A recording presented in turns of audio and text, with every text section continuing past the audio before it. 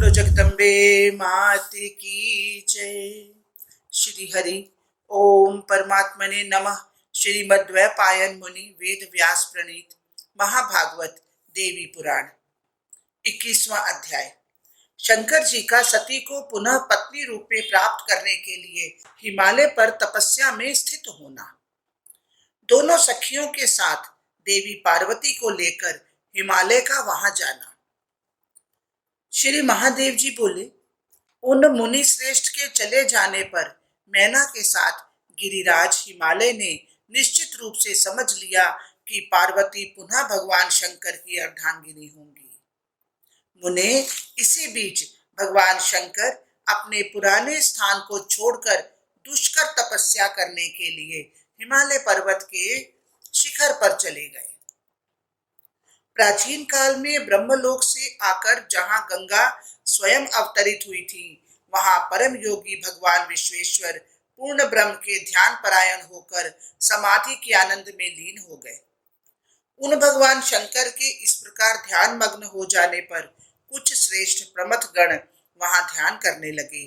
कुछ उनकी सेवा में लग गए और अन्य गण उनसे कुछ दूरी पर स्थित हो गए। प्रमथगण फल पुष्प चुनते हुए और नाचते गाते हुए आपस में उत्सुकता पूर्वक गेरू आदि को बांटकर प्रतिदिन खेलते थे। एक बार सभी गंधर्व और किन्नर भगवान शंकर को आया हुआ देखकर महात्मा गिरिराज से कहने लगे, प्रभु गिरीन्द्र, आपके शिखर पर समस्त प्रमथ गणों के साथ भगवान महेश्वर तपस्या करने के लिए आए हैं। चंद्रलेखा को मस्तक पर धारण करने वाले योगी जटाधारी तथा महात्मा वे भगवान शिव उषा काल में प्रस्थ नगर के समीप ठहरे हैं। ध्यान निष्ठ और सेवा परायण बहुत से प्रमथ गण भी उनके निकट स्थित हैं। उनके अन्य करोड़ों सेवक गण कुछ दूरी पर नाचते गाते खेलते और हंसते रहते हैं। उनमें से कुछ दिगंबर हैं और कुछ व्याघ्र चर्म पहने हुए हैं। सभी उज्जवल भस्म और मस्तक पर जटा मुकुट धारण किए हुए हैं। पर्वतराज, भूतनाथ भगवान शंकर का ऐश्वर्य अद्भुत है।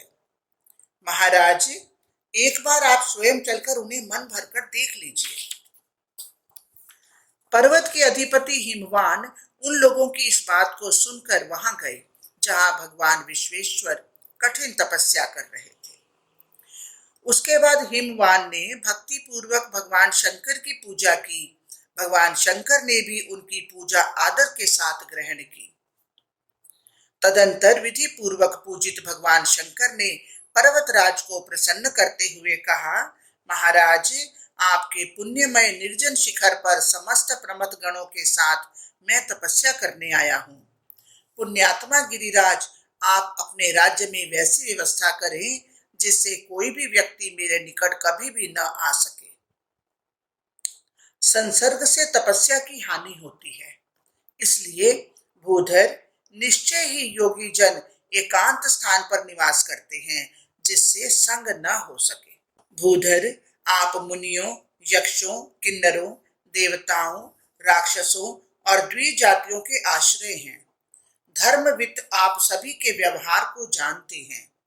महामते, आप धर्मज्ञ हैं, मैं आपसे अधिक क्या कहूं। वे महेश्वर गिरिराज से इतना कहकर चुप हो गए।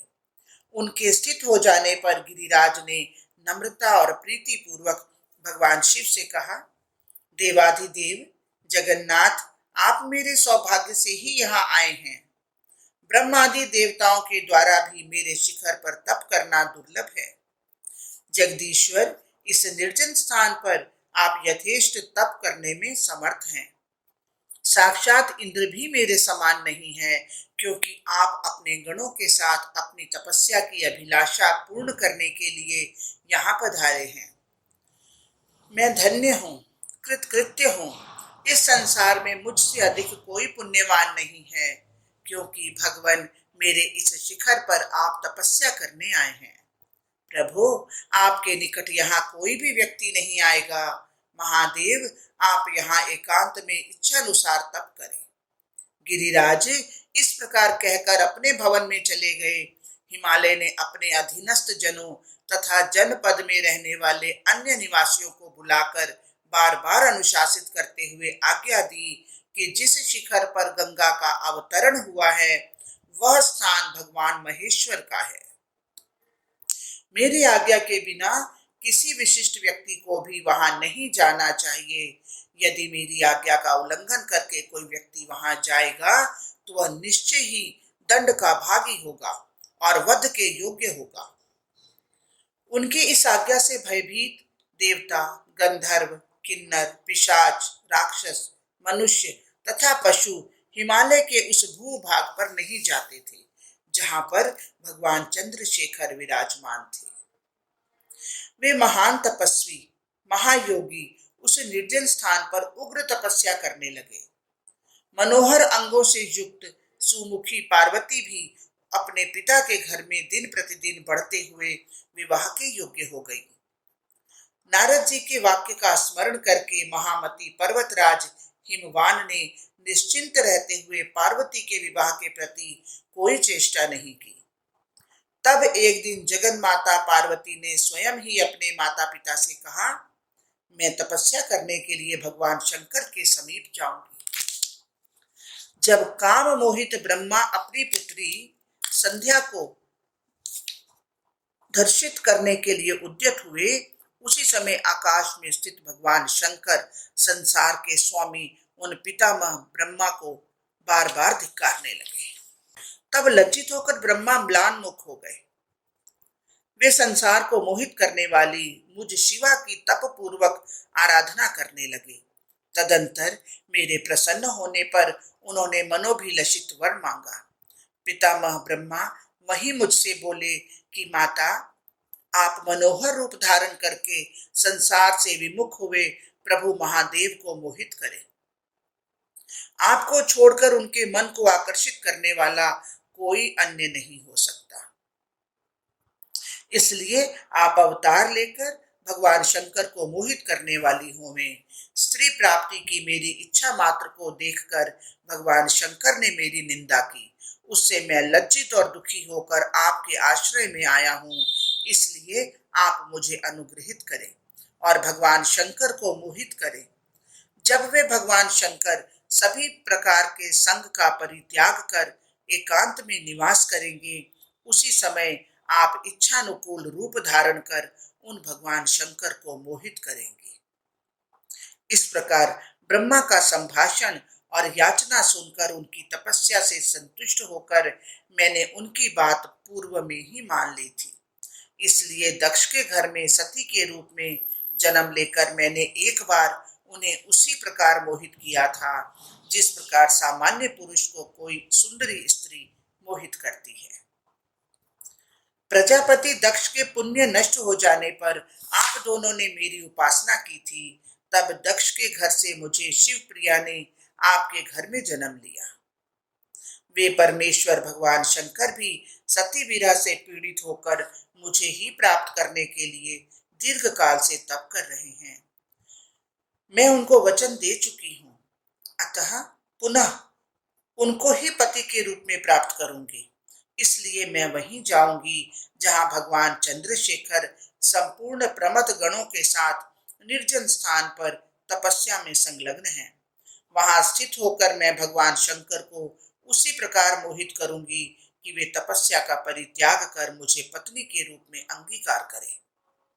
मुनि श्रेष्ठ, इस प्रकार उनकी प्रार्थना पूर्ण वाणी को सुनकर और देवर्षि नारद जी द्वारा कही गई बात को स्मरण कर महामती गिरिराज हिमालय ने अपनी पुत्री को भगवान शंकर के समीप ले जाने के लिए सहसा मन बना लिया।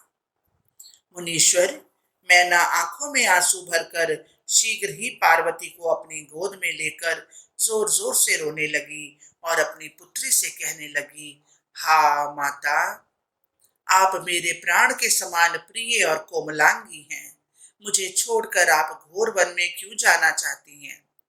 तदंतर पार्वती उनको बार बार सांत्वना देकर अपने सुंदर कर कमल से उनके आंसू पोंछकर कहने लगी, माता, आप सुंदर बुद्धि वाली हैं। आप मेरे लिए चिंता न करें। मुझ पुत्री को अशोचनीय जानकर भी आप क्यों इस प्रकार मोहित हो रही हैं? मैं नित्य आनंद स्वरूपिणी साक्षात आद्या प्रकृति हूँ।